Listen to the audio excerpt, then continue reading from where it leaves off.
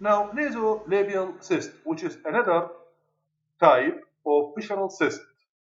The interrupt epithelial cells between the lateral nasal process and the maxilla induced. So this will lead to the proliferation of these cells and lead to the formation of the nasolabial cyst. Actually, there are many theories explained. So the interrupt epithelium between the lateral nasal process and the maxilla proliferation of these cells, this is one of their theories. But there is another theory said that the nasolabial cyst developed due to proliferation of epithelial cells within the nasolacrimal duct. Within the nasolacrimal duct, the epithelial cells, the interrupted epithelial cells, might be proliferate, and this will lead to the formation of the nasolabial cyst. Actually, nasolabial cyst is considered as one of the cystic lesion of the jaw, but usually it is situated within the soft tissue, not within the bone. Actually, it is originated from the interrupt epithelium between the facial spaces, lateral nasal process and the maxilla, or from the remnant of epithelial cells within the nasolacrimal. But actually, the lesion usually situated within the soft tissue. For this reason, there is no radiographical feature or there is no radiographical appearance of the nasolabial cyst. Actually, nasolabial cyst also sometimes called nasolabial cyst because it's situated outside bone. The treatment of this lesion could be by simple inoculation.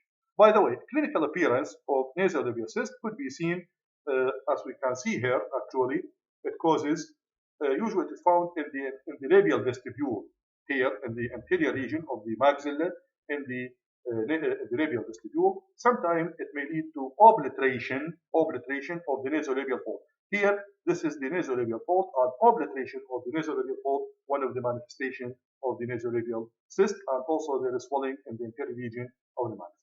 Sometimes the swelling might involve the floor of the nasal cavity as well, and the treatment is by inoculation. Here, this is, as we can see, CT scan might be helped to differentiate the nasolabial cyst, and here also obliteration of the nasolabial fold. Globulomaxillary cyst, it is also one of the visceral cysts. Usually, the radiolucency situated between the divergent roots of the lateral incisor and the canine. As we can see, divergent root of the lateral and canine, and the radiolucency well demarcated, but it looks like pear-shaped. It looks like pear-shaped radiolucency and with well demarcated. Actually, the globulomaxillary cyst also could be due to initiation or proliferation of the interrupt epithelial cells or remnant of epithelial cells between the facial processes during embryonic development. The treatment is by inoculation or by maxillization according to the size of the lesion. The simple bone cyst, actually, we are going to discuss two types of the simple bone cyst. Simple bone cyst, actually, is not a true cyst. It is pseudocyst because it does not contain epithelial lining and there is no connective tissue.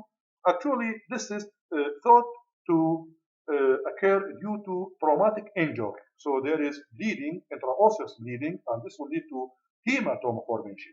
The hematoma formation does not undergo reorganization or organization. For this reason, the hemorrhage within the bone prevent bone repair, and this will lead to cystic cavity formation, and this cystic cavity could be filled with blood or could be empty or could be filled with fluid.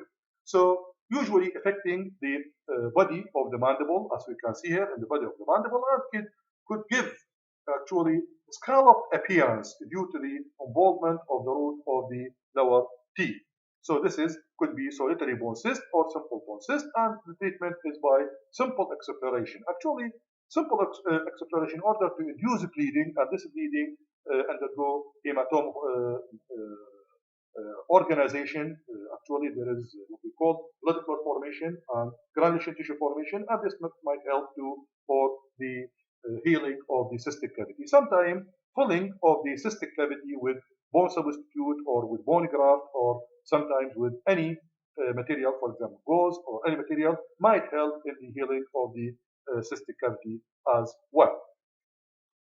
Usually affecting the young people, actually between 20 years to 32 years.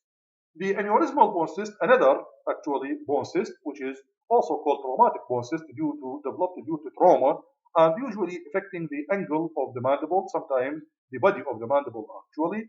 And the aneurysmal bone cyst, it is a vascular sponge of soft tissue. Histologically, it is vascular sponge of soft tissue, and usually it can be treated by surgical curettage in order to remove all of the material, I mean this soft tissue or spongy bone of soft tissue, and this may cause actual to polyvascular bleeding. This can be controlled by Surgical or bone wax. So this is actual entities of the cystic lesion, and thank you for your attention.